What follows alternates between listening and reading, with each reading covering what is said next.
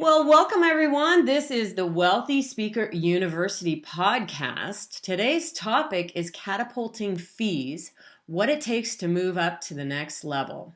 My name is Jane Atkinson. I'm the author of The Wealthy Speaker 2.0, and I'm joined today by someone well known to our speaking community, speaker extraordinaire, Joe Calloway. Joe is the author of Becoming a Category of One, and more recently, Being the Best at What Matters Most. Welcome, Joe Calloway. Hey, Jane. Great to be here. Well, Joe, you have been admired. Your career has been admired in this industry for 30 years. You've never really fallen into the trap of kind of old school approaches. And from what I hear from people who book you firsthand, you are currently doing the best work of your career. Now, you've always been on fire, but you've somehow been turbocharged right now. What is going on? I think the main thing that's going on right now is my content has been fired up, and that is largely a function of the book that came out about, 10 months ago now, Be the Best at What Matters Most. But I really do think that's the key to it. I work really hard. I'm very intentional about always improving the quality of my product. And my core product is the content, the ideas, the information. And so what this book has done is really lit a fire under that core product. The other things that are going on is I think I'm at a point in my career where more than at any other time, everything that I'm doing, Jane, is really in alignment. Everything from the message itself to the image, the positioning, the website, just all of it really fits well together. And so everything that I'm doing drives everything else. And like a lot of speakers, I've been through times where I was almost working at cross purposes with myself, where I'd be doing something over here, but it was really more of a distraction than a boost. So I think the key to it is I've got everything going in the same direction right now, and it's working extremely well. I'm having a good year. That's fantastic. That's fantastic. And I know that people will be interested to hear, some of the client stories and things like that. Let's talk about game changers. What do you think happened that shifted you into kind of this new market? What was the real game changer for you? One of the first ones. There are a couple of things. One is I changed my target market to leaders. And now most of my audiences are smaller than they used to be. As a matter of fact, I've actually made it official. I won't work with an audience of over 500 people anymore. Wow. I don't want 10,000 people. That's not my market. I really would prefer 50 or 100. But they're almost always owners or C-level, like CEOs or CFOs or COOs or senior managers in companies. And so my message has gotten much more targeted to a specific niche market. And that's been a game changer. The other thing that I've done, as you know well because we've talked about it, I've gotten much more interactive, much more conversational.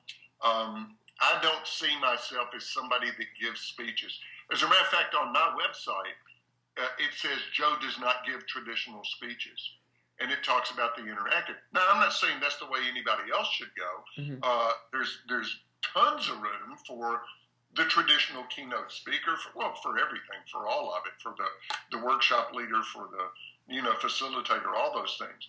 But the thing that's been such a game changer for me is I've gotten real clarity on these things.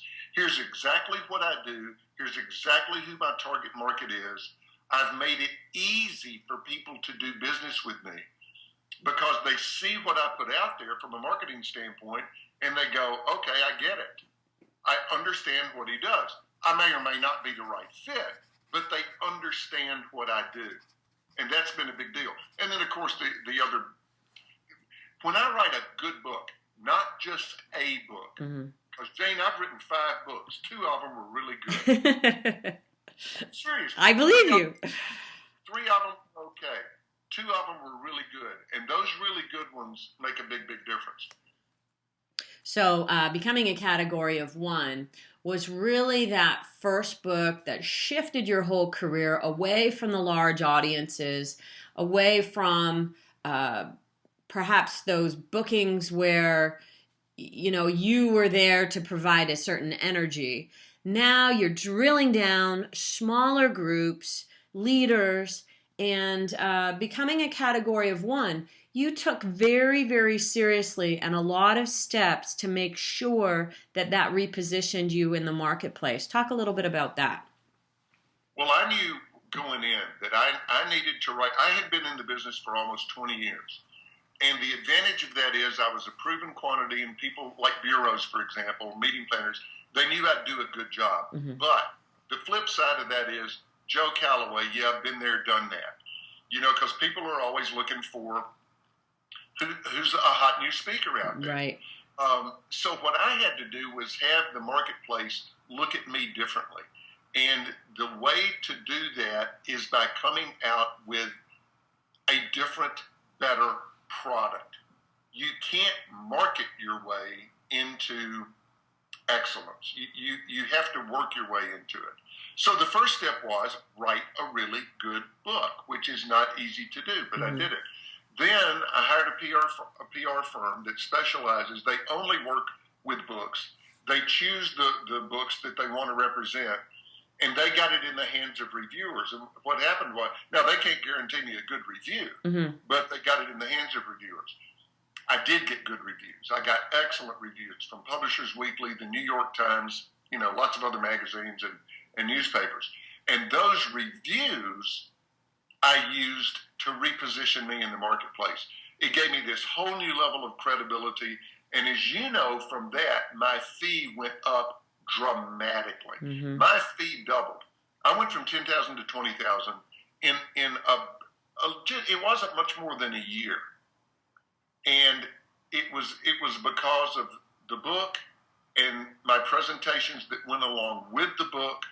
And I started to shift into this focus on management and leadership rather than working with frontline people. So I'm hoping that people who are listening at home, this whole talk is about how to move from 10 to 20, how to move from 5 to 10, and positioning is such a big piece of that. What you just said really makes sense because Brian Palmer, our friend who runs National Speakers Bureau in Chicago, said quite a while back, clients no longer want to hire quote-unquote speakers. They want to hire smart people who happen to speak. And you changed your own dialogue of going from quote-unquote professional speaker, Joe will do a great job in a large audience, et cetera, to being a smart guy who happens to speak. Let's talk about expertise for a minute there, because I saw someone on CBS this morning say, shucks, I'm not a leadership expert, I'm just a student of leadership. What do you think about that and your positioning? Well, that's okay. That's okay to a point. I get it about being a student. I'm also a student of leadership, meaning while my competition is marketing, I'm getting better. Because I get business because of what I do on stage. That's where my business comes from. When I'm in front of 300 people, I feel like I'm making a sales call to all 300 of them. And it's kind of like I walk on stage and I don't say it, but I'm thinking, okay, watch this.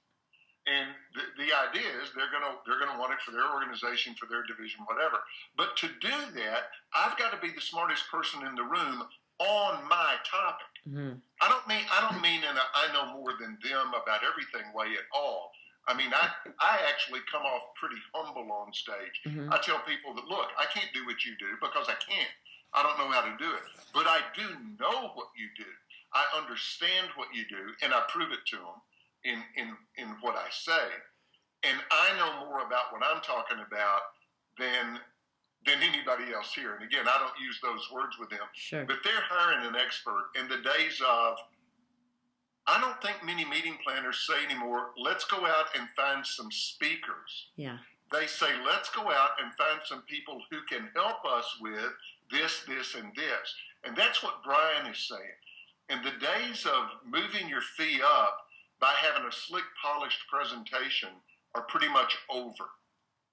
It's of course, you've got to be good on the platform, but it's about doing the homework and being smart about, and you said the key word, how you position yourself so that the meeting planner is thinking, our people need to know what she knows. Right, right. And it's, coming back to, you and I were just discussing the Wealthy Speaker 2.0 as you gave it a reread, and the ready, aim, fire process. In the ready part, we're getting crystal clear on what we're selling, and we're developing some marketing language that defines that, like yours, helping great companies get better. And then in the aim phase, we're making sure that our website has that same kind of clarity. And then and only then do we start firing. And Joe, I have to tell you, 8 out of 10 clients who call me for the first time are ready to have fire conversations when they do not have the clarity around what problem they're helping to solve in the marketplace. And I think that that's a pretty big miss, don't you? It's huge. And what I see in this business are so many speakers that just try stuff. And they see, oh, make $1 million online by producing this video, whatever. Okay, well, I'm going to try that. And they don't make $1 million, and nobody buys it because they haven't thought it through. I'm not saying you shouldn't be online with product. Of course you should, if that fits in your model. But you're exactly right. Speakers are trying stuff without thinking it through. And they could get, oh my gosh, let me be really conservative, 10 times more benefit if they would, if everything, I go back to that word alignment, if everything that they're doing lines up as part of an overall strategy to position them in a particular way with a particular product to a particular market. You can't just go out and try everything and make it in this business. And I absolutely agree with you, because the clients, the speaking clients that I've coached and worked with, you're 100% on the money. That's the biggest weakness. They've not thought carefully about their overall career strategy. Okay, so concrete steps. Let's say someone wants to move from 10 to 20. They're kind of stuck. Some of the actual steps that they need to take, we've already talked about the ready stage, and that's really, in my definition, reinvention. If you've been around a while, you're really thinking about reinvention. Let's also talk about some of the concrete steps that you might take in order to raise your fee. I mean, you didn't do that just because, oh, it's time to raise my fee. What were some of the concrete steps that you needed to take? For a while, Jane, it was, I did it because, and I know this is one of the things that you and lots of us look at as an indicator that you can raise your fee. My calendar got full. And so, I was a pretty in-demand speaker doing what I was doing. When my calendar got full, I'd raise my fee, 20%, and that was fine. But then it reaches a point where competitively, number one, it's interesting. You see in a speaker's career, they generally progress from, I want to do as many jobs as I can possibly do. And then they start saying, wait a minute, I don't want to be on the road 365 days a year. And for me, it was, I want to start doing fewer jobs every year as far as speaking engagements, but I want to increase my revenue. Part of the way I did that was by increasing my fee. So how can I increase my fee? For me, the way to do that was truly to take the expertise route and really get grounded and really work hard, and I mean work hard at becoming the go-to guy in a certain topic area. Right. So I really think it starts with getting real clarity on your turf. What is it that you're going to be known for? And then letting the market get clarity that you're the go-to person on that, and then backing it up with a really, really incredible product that you deliver. Yeah, and there really is no better form of marketing than a great delivery on stage. And I don't just mean in technique.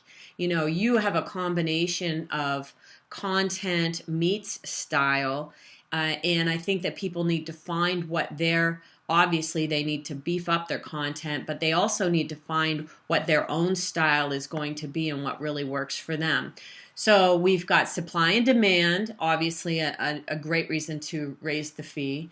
A new book is a great reason to raise the fee, and certainly that was your situation, especially when you started to move into the C-suite. Jane, let me say something about Sure. new book. That's my tiebreaker. I was on the phone yesterday with two people who represent an event for large retail chains. And at the end, they're interviewing other speakers. I know they are. And the other speakers they're going to interview are great. I don't know who they are, but I guarantee you, if they're in my fee range, they're really, really, really good. This morning, I FedExed overnight, first thing delivery in the morning. This morning, each of those two people got a copy of Becoming a Category 1 and a copy of Be the Best at What Matters Most. That's one of my tiebreakers. Yeah. Because they're going to look at those books and hopefully they're going to think, okay, this guy knows his stuff. We want our people to have this kind of information. Yeah. So you can't just write a book to be unless you're writing a book strictly to sell in the back of the room because people want to take something home. That's a totally legitimate strategy. Right. That's perfectly okay. But my book positions me and gets me jobs, and that's a different strategy. Yeah, it's either a lead-in book, something that you get in the hands of executives that gets you the job, or it's a follow-you book, something that people want a piece of you, and that's a moneymaker. So we'll finish with this list, and I want to go back to your tiebreakers because you have some good ones. Another indication that you should be raising your fee is that you're often sharing the platform with speakers who are higher priced than you.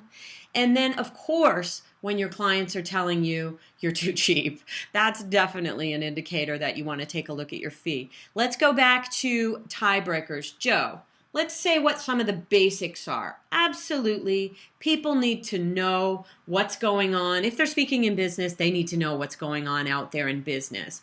But you tend to really immerse yourself in what's going on with the client. Talk about some of the things that you'll do to not only prepare for a speech, but to get it in the first place, to get the gig. A lot of it is, it's part of what I do every day, which is I feel like my job is to understand business and how companies can improve performance and positioning to win in the marketplace. That means I have to study business every single day. Wall Street Journal, business section of the New York Times, countless hours on the internet. And what happens, Jane, and this is a tiebreaker, a prospective client will get me on the phone. They're talking to other speakers, and they'll say, for example, well, Joe, I don't know how much you know about I don't know how much you know about big box retail right now, or our company in particular. And I'll say, well, I know a little bit. I know that right now what's happening in luxury is that they're doing fine. Tiffany's and Saks are doing just fine.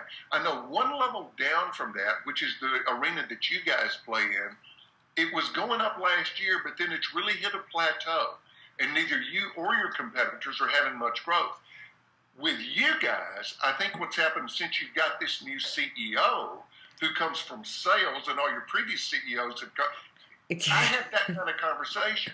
Well, on the other end of the phone, they're looking at each other going, okay, this guy knows his stuff. Yeah. He not only knows his stuff, he knows our stuff. Yeah, that's good. That's good. That is a massive tiebreaker. Okay, let's talk about you think nothing of hopping on a plane. Talk about that. Yeah, there are some conversations, and this particularly, if I'm thinking, I can see a lot of potential business down the road with this client. I really want this job for a lot of reasons. I'll interrupt the conversation and say, you know what I think would be really helpful and productive for both of us? And please understand that I know you're going through the decision-making process. You need to find the right fit. It may or may not be me. That's what we're finding out. But if you could give me a couple of hours, I'd love to hop on a plane and come up to St. Louis and see you guys anytime that's convenient in the next week. so that I can really get more of a feel for what's going on with you and you can get to know me better. And I do it on my dime, at my expense. And if I get on that plane, 99+% of the time, I'll get the job. Yeah, yeah. And you know what, Jane? My competition a lot of times is thinking, well, I'm not going to spend the money to do that. You're talking tens, or maybe if down the road, hundreds of thousands of dollars for one day and a $400 plane ticket. Yeah. And, geez, I had something really good I wanted to say about that, and I can't remember what it is. I just think that, I know. And because you are not doing 80 engagements a year, you may have freed up that time to go and do that particular activity. Whereas people who are going from job to job to job to job, they don't have that same luxury of time. That is a great reason to lower your number of engagements. Yeah, absolutely. Yeah, it's a thing of when you raise your fee. See, to me, the currency isn't money anymore, it's time. I want to create time. And so I create revenue that doesn't require as much time. And part of the investment for me is to get to go deep with a client. You know, another thing, and I had a conversation yesterday with these two potential, these meeting planners for a potential client. And they said, Joe, we're going to have, this is retail, and we're going to have a room full of marketing and financial managers for retail operations in the audience. Tell us how you can translate your message so that it applies to them. And I was able to do that seamlessly. Mm-hmm. But that's, you know, it's like the old quote from the Art of War that says 90% of all battles are won or lost before the battle. And it's about preparation. Mm-hmm. Well, my job is constant, nonstop preparation. And that gets me a lot of work. I like it. Okay, so business models. When we're talking about fees, maybe 10 or 15 years ago, we might have been talking about a business that was strictly keynotes. And I know that even outside of speaking, you've got some things going on that are going to put you into a nice retirement. And I think that that's probably very wise for a lot of people, because we really don't want to be trading our time for money anymore. I mean, we've learned through 9/11 and various dips in the economy that we don't want all of our eggs in one basket. So tell us about your business model and how you kind of level things out a little bit. Well, actually, 9/11 and the recent recession are good examples. You know, it's interesting. 2001, when 9/11 happened, the next year, you could talk to speakers. You could go to, for example, a National Speakers Association meeting, and everybody was talking about what a horrible year it was. 2002 was, up to that point, 2002 was the biggest revenue year I had ever had in my career. My keynotes went way down, but I was already starting to move into more consultative and kind of workshop kind of things with my clients. And so that really took the place of keynotes. Ditto for when the recession hit in 2008. I started doing a lot more consulting kind of work and smaller group work with senior leaders. That took, because my keynotes went down. You know, the number of meetings just flat went down. But I was able to do these high-level engagements that really took up the slack. And those, by the way, are my three main income streams. The main one is still keynote speaking. The second one is more kind of workshop activity where I'm almost half facilitator in those, but it's always with very, very senior leadership groups, maybe even a dozen people. And then the third one is consulting, a tremendous of which is done by email, and it actually takes very little time. Somebody will write me and say, Joe, we're thinking about this idea. What do you think? 2 paragraphs later, I'm done. And yet they've got me on a retainer to be able to do just that very thing. Nice. And you have another thing that you have recently added to the mix in terms of helping speakers because you love it.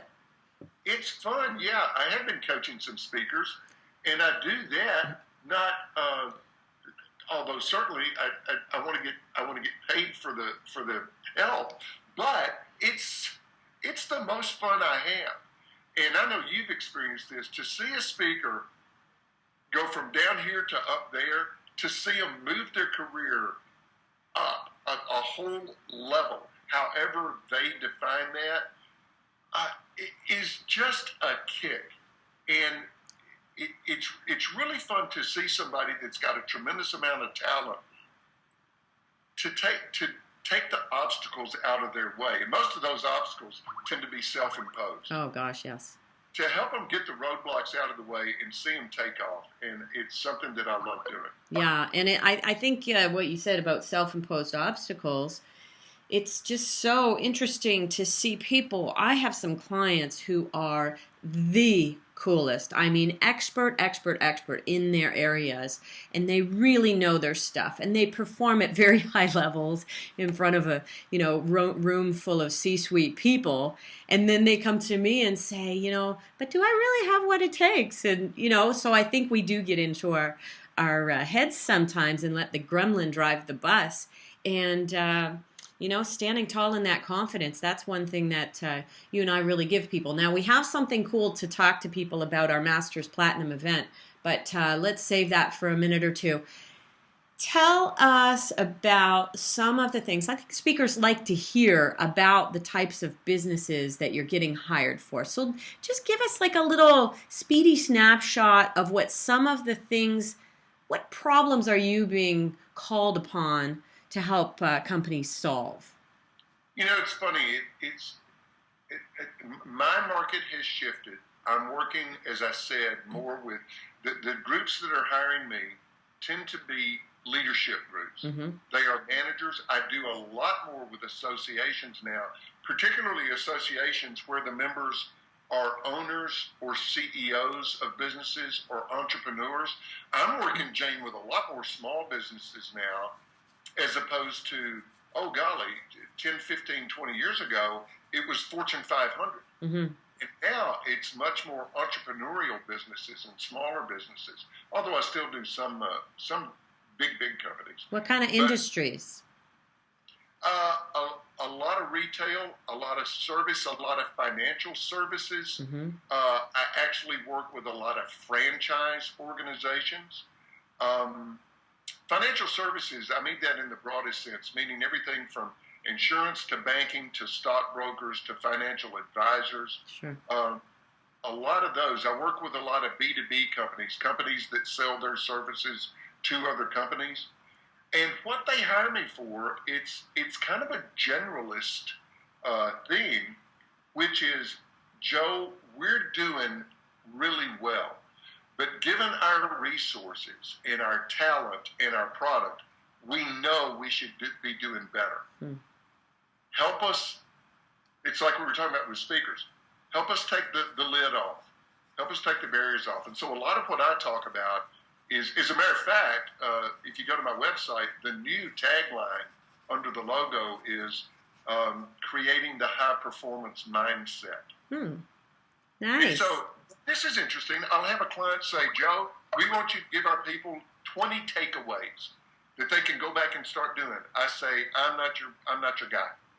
If you want takeaways, I can send you to people that will give you takeaways all day long. I want to talk about strategy and mindset. That's what I do. Mm-hmm. So I'm real clear. I'll tell you something.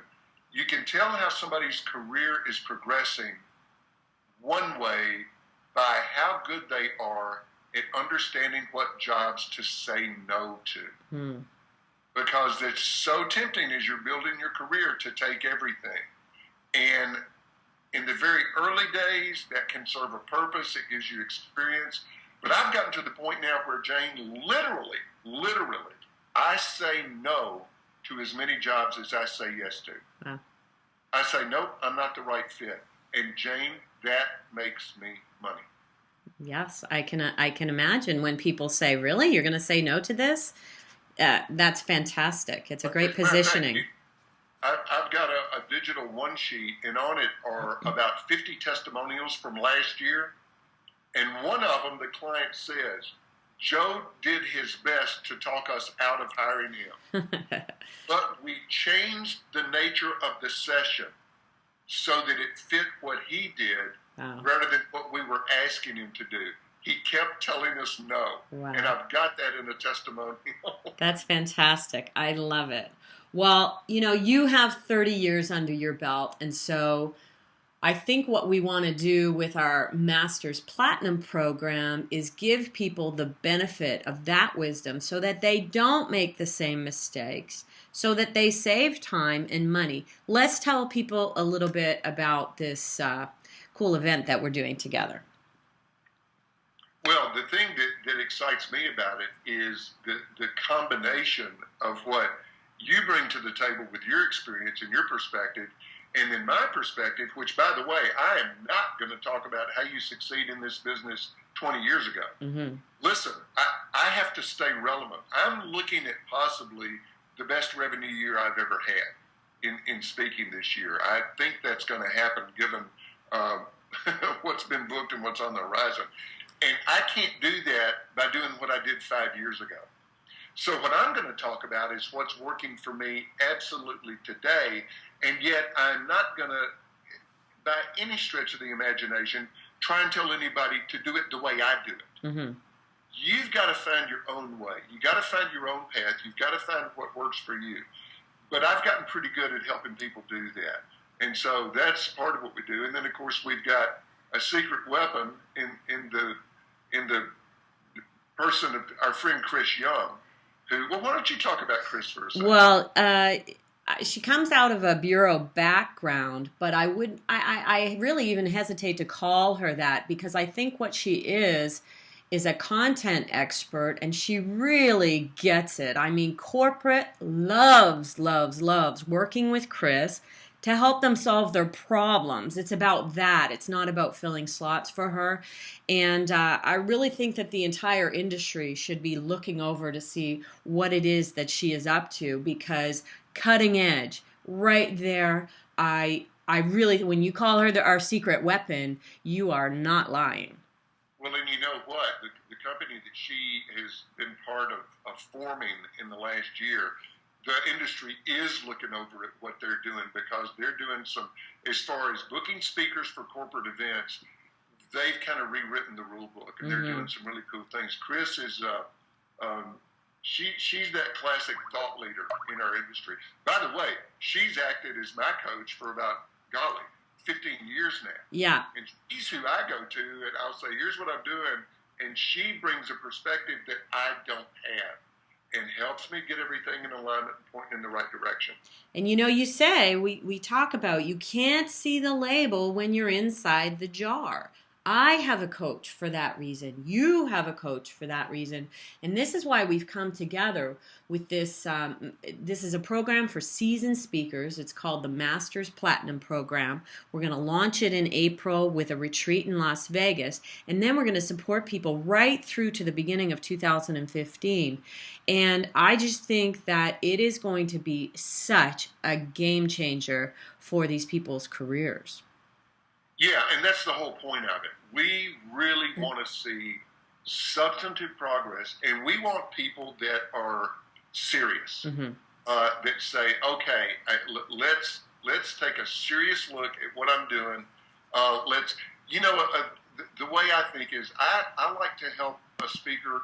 I like to help identify their strengths and then leverage those strengths to the absolute maximum advantage, so that they've got every single thing possible working in their favor. Yep. Everything. Absolutely. Well, listen, Joe, I think we have given people several concrete ideas of what it takes to move their fees to the next level. I am very much looking forward to beginning our Master's Platinum. We're going to put a link to the Master's Platinum page on where the landing page for this audio is. I want to thank you, because I think people got some great nuggets from today. So with that, we're going to sign off and say, see you soon, wealthy speakers. Bye for now.